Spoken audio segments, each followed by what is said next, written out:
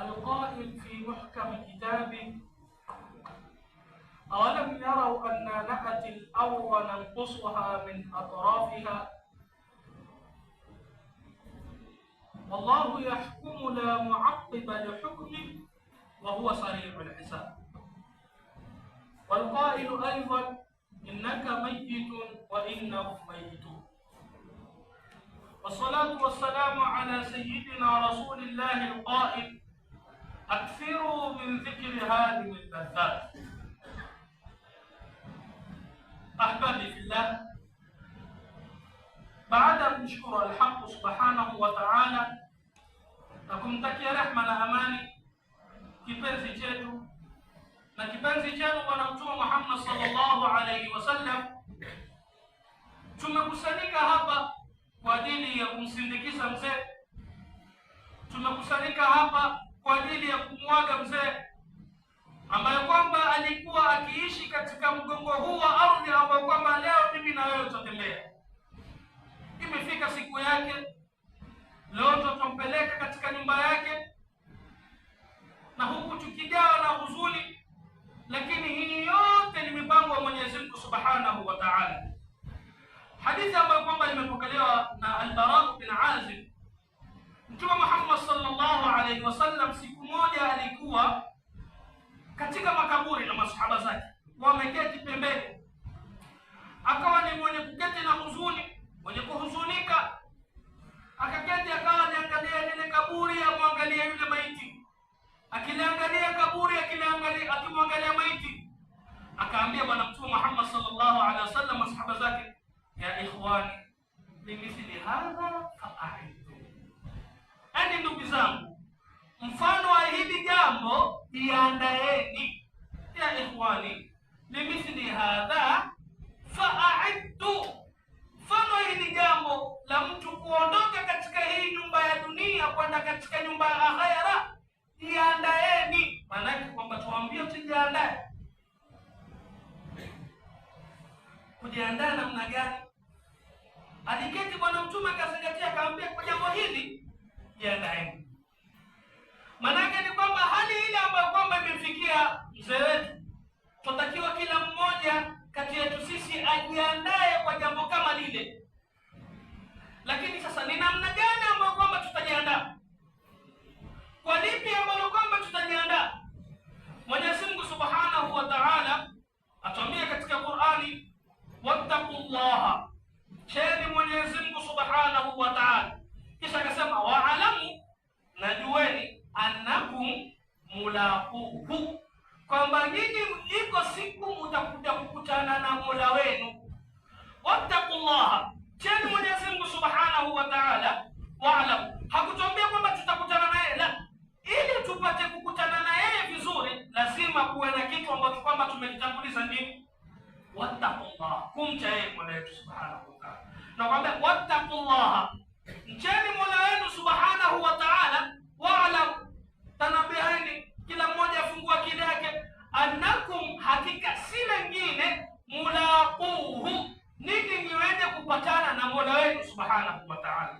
Limithli hadha fa'aidu, fano hili jambo tujiandae. Ndugu zangu Waislamu, hili jambo hakuna budi kila mmoja atalipata.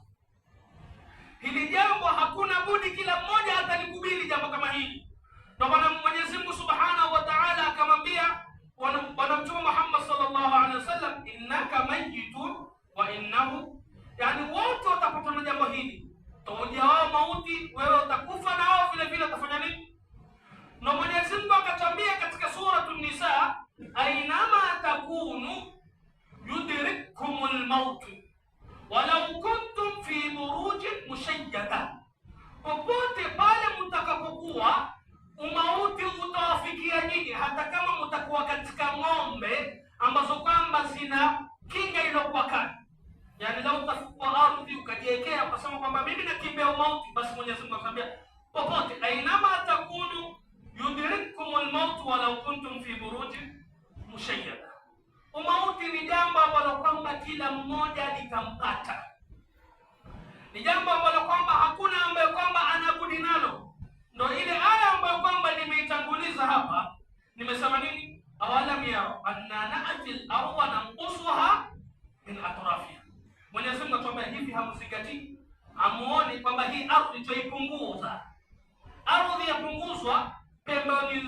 pembezoni zake, kando kando ardhi afanya nini? Yani tangu inukio unaona ardhi ikipunguzwa kando kando. Al-Imam al-Qurtubi alipokuja kuisema hii, awalam yarau anna na'ti al-ardha nanqusuha min atrafiha, pembezoni kwa ardhi, kwamba ardhi tuipunguza, asema kwamba nanqusuha, muradi yake na matokeo yake ni kwamba tuipunguza kwa kufa. Nanqusuha maana nanqus ni kupunguza. Ni ardhi kila siku zikienda, Mwenyezi Mungu atuambia nanqusuha min atrafiha, pembe ni kwa ardhi tufanya nini? Tuipunguza. Akaja Imam al-Qurtubi akataja zile aqwali za wanazuoni. Katika zile aqwali akasema nini? Nanqusuha min atrafiha, kwa kufa wanazuoni au kwa kufa. Na hii nafasi itampata kila mmoja, na kila mmoja hana budi nalo. Ndugu zangu Waislamu, tukishajua kwamba hili jambo hatuna budi nalo, lazima tulipate, na kufanya ni lipi? Tufanye nini ili tupate kujua au tuwe na uhakika kwamba siku ambayo kwamba itanipata mimi na wewe hili jambo utakuwa na raha?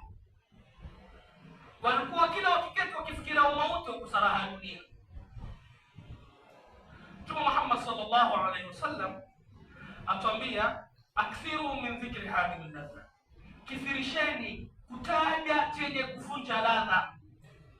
Na hapa si kukithirisha kutaja kwamba tutaje mauti. Tuketi tuzingatie kwamba leo yule tumemtia katika lile jeneza, filhali yeye mwenyewe hana uwezo, sisi ndio tumembeba. Ipo siku tutaingia mimi au wewe. Akthiru min dhikri hadhihi al-ladha, kithirisheni. Hadithi moja ilipokelewa na Sayyidina Abdullah ibn Umar, ametila tahsina ni Imam Nawawi. Alikuja mmoja katika maswahaba wa Ansar, alipokuja kwa bwana Mtume Muhammad sallallahu alaihi wasallam, akamwambia bwana Mtume Muhammad sallallahu alaihi wasallam, nijulishe nini manil kayis, nani ambaye kwamba anazingatiwa na ana akili? Amwambia bwana Mtume, nani ambaye kwamba ana akili ya shaba, ambaye kwamba tumzingatia katika hii dunia?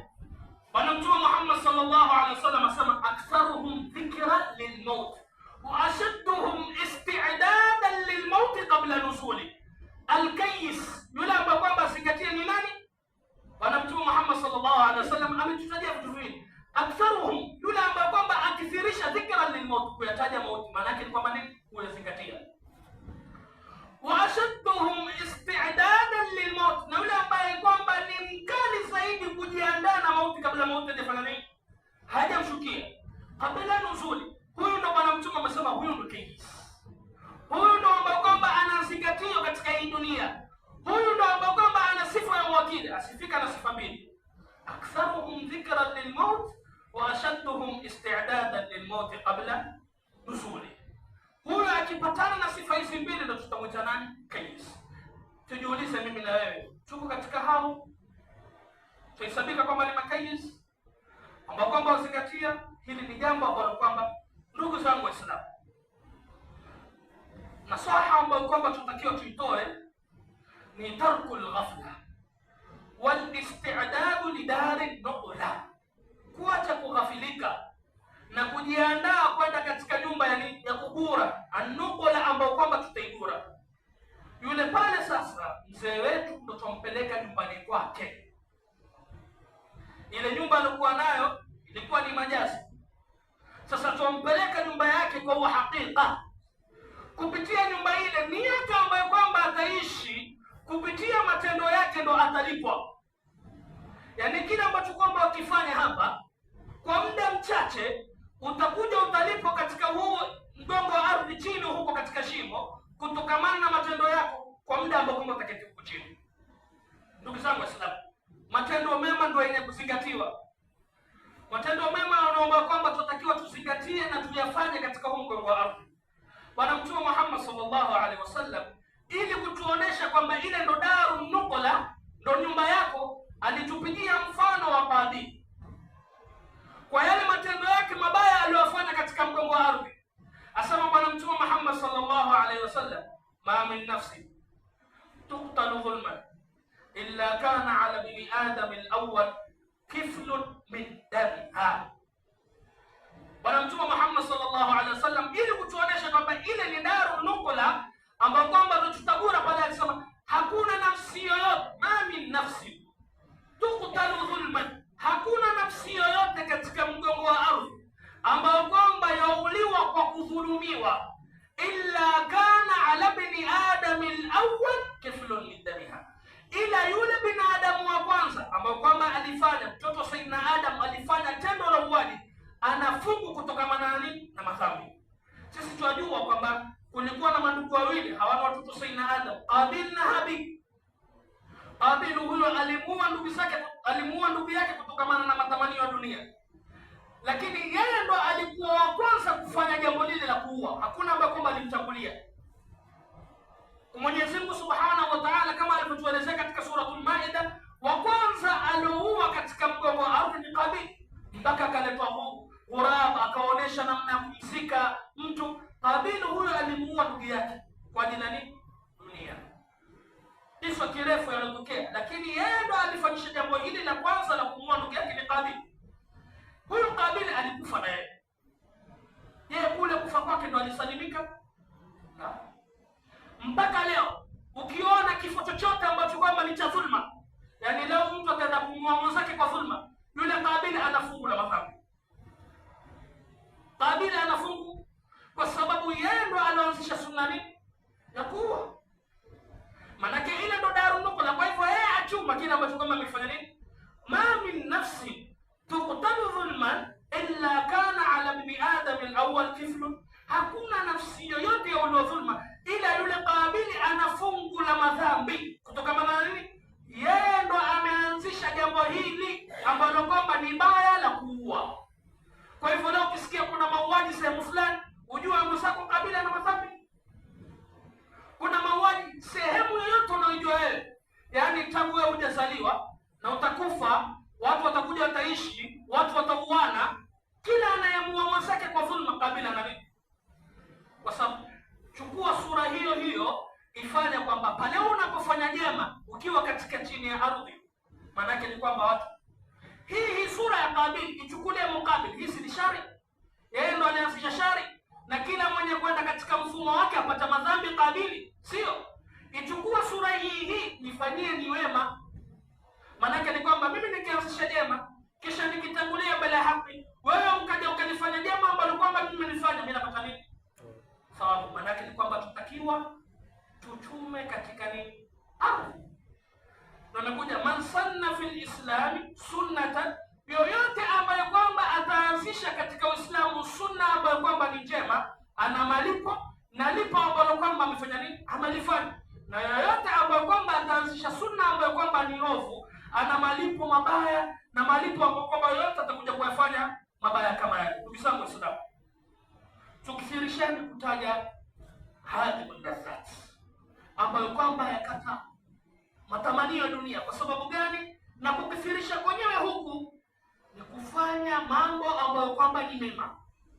Mimi na wewe tukazane, madamu umepata nafasi ya kumwabudu Mola wako Subhanahu wa Ta'ala, itumie. Siku malaika ambayo kwamba ni Israeli akija kichukua roho yako, wazo kaambia la'alli arji'un la'alli a'mal salihan, atakwambia nini? Fima taraktu kalla innaha kalimatun huwa qail. Wazo kama niregesheni niende nikafanya matendo gani? Hii ni fursa ambayo kwamba haitajirejelea. Kila siku ambayo kwamba inakuja wewe ni siku mpya ambayo kwamba haitajirejelea nyingine. Al-Imam al-Hasan al-Basri alikuwa akisema kila siku ambayo kwamba kuingia leo sema ana yawm jadid wa ala amalika shahid faghtalimni fa inni la a'udu ila yawm al-qiyamah. Kisha akasema walaqad adraktu aqwaman kanu ala awqatihim ashaddu minkum hirsan ala darahimikum wa dananirikum. Hakuna siku ambayo kwamba itakuja ila ile siku asema nini? Binadamu, mimi ni siku mpya na juu ya matendo yako mimi nitakushuhudia siku ya kiyama, nipatilize. Fa inni la a'udu ila yawm al-qiyamah, mimi sitarejea mpaka siku ya kiyama. Kisha huyo Sayyidina al-Hasan al-Basri anasema nimewapata watu walikuwa na pupa katika nyakati zenu kama sisi tulivyokuwa na pupa katika pesa. Walaqad ataraktu aqwaman kanu ala awqatihim ashaddu minkum hirsan ala darahimikum wa dananirikum. Kwa hivyo haya ni masiku ambayo kwamba yatupitia, lakini sote tutakuja kupatwa na jambo ambalo kwamba amepatwa nalo ndugu yetu huyu. Tutakiwa turejee kwa Mola wetu subhanahu wa ta'ala, na kurejea kwenyewe ni kule ambao kwamba Bwana Mtume Muhammad sallallahu alaihi wasallam ametuambia tukithirishe kutajaribu umauti, tukithirishe kuzingatia kwamba hili jambo hili litanipata mimi, na yatosheleza aliyosema